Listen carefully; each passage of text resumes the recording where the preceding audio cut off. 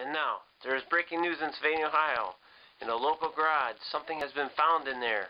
Emily, you are there. What is happening in that garage? There was a possum behind the fridge. Behind the fridge? Who found it?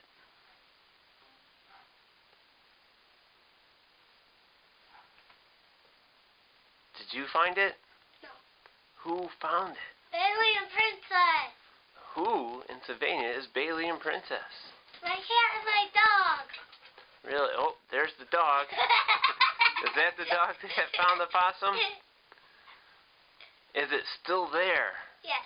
Is it wreaking havoc? Or is it just playing dead?